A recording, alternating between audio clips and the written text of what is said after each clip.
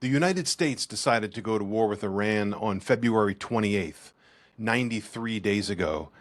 As of mid-May, the Pentagon estimated the cost of the war at least $29 billion. Independent estimates, such as that of Moody's Analytics, are closer to $100 billion. At least 13 U.S. service members are dead and hundreds are wounded. In Iran, independent human rights organizations have documented reports of up to 6,000 deaths, including many civilians. The economic cost has been massive. American taxpayers and civilians around the world continue to pay the price. Militarily, nothing has been accomplished. The war has inflicted staggering global economic damage. There's been a catastrophic infrastructure toll across the Middle East. The closure of the Strait of Hormuz has choked off 20% of the world's oil supply, causing a 47% spike in U.S. gasoline prices, costing the average American household an extra $450 in just 3 months. With no peace plan in sight and oil inventories near historic lows, energy prices are set to surge. Hi, I'm Brian. I'm an investment advisor. I manage portfolios for investors like you. Let's talk market forces.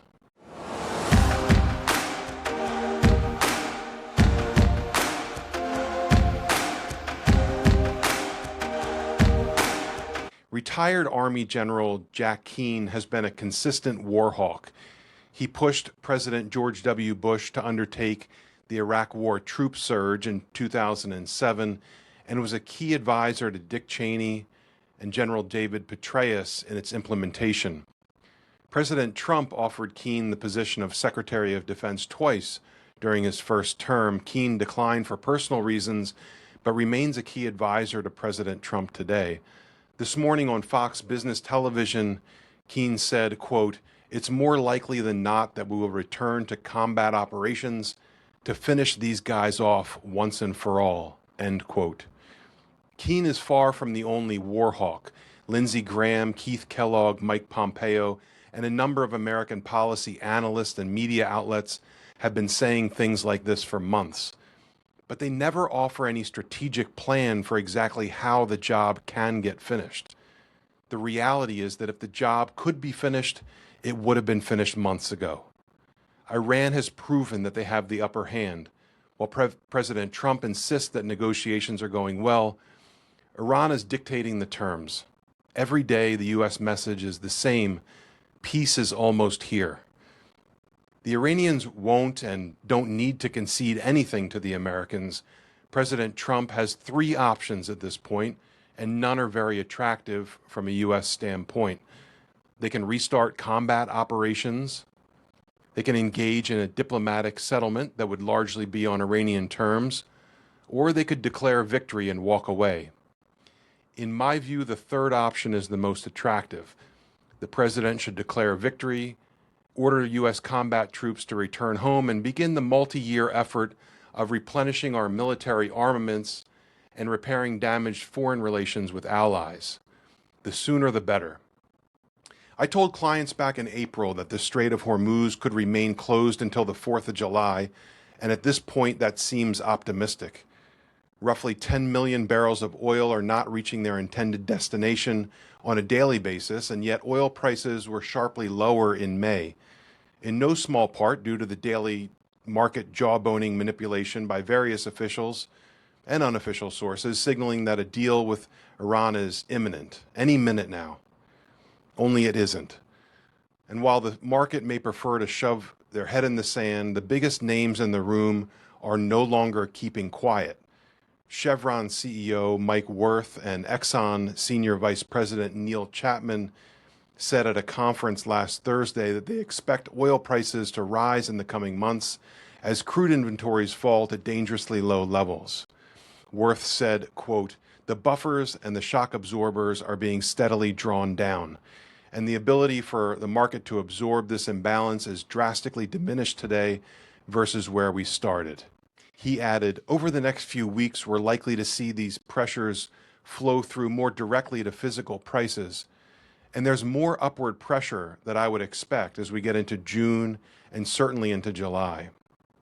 Exxon's Neil Chapman suggested that oil prices could reach $150 to $160 per barrel in the coming weeks. He said, quote, "We're approaching unheard of inventory levels.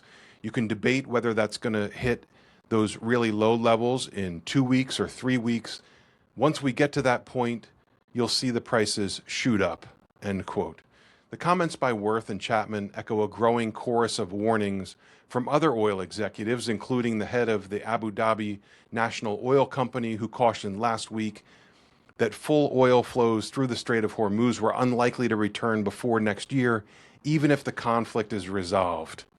He said, quote, "It'll take at least 4 months to get back to 80% of pre-conflict flows, and full flows won't return before the first or even the second quarter of 2027. Wirth said that oil prices had not risen as much as expected due to higher than normal stocks of crude prior to the outbreak of the war, releases from strategic reserves, and flows of sanctioned oil from Iran, Russia, and Venezuela. Wirth also said that the energy crisis would force governments to focus more on an insurance policy by building up reserves to insulate from shocks such as wars and pandemics. He said the likelihood that another shock is around the corner is something policymakers are going to have to bear in mind. How long they want to roll the dice before they refill inventories is a question that policymakers will have to grapple with. That's going to put more demand into the market, which is going to put a bit of an additional tension on the price, he said. The Chevron boss concluded by warning that the damage of oil and gas infrastructure in the Middle East would cost tens of billions of dollars to repair, putting additional upward pressure on prices. Here at Alpha Rock, energy and natural resources have been and remain a cornerstone of our client portfolios. If you'd like to see how I'm investing for my clients, download my second quarter investment outlook, The End of Easy Money. It's free at alpharockinvestments.com. Before you go, please like this video and subscribe to my channel. It helps me reach new viewers. To learn more about our services, contact me directly and subscribe to the Market Forces weekly commentary. Links are in the description.